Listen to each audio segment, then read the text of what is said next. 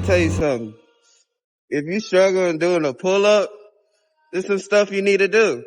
What workout you do to help you get a pull-up? Hell no, not this. Let me really show you. Me, I weigh 175. If you can't pull your weight here, then you can't do a pull-up.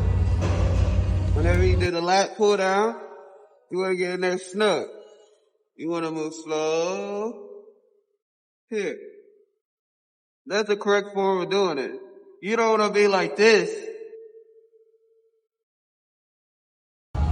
You'll never get a pull-up.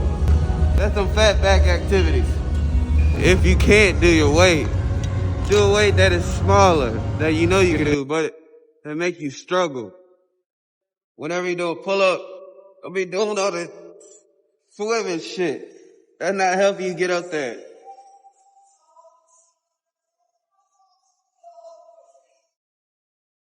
That's how you should look.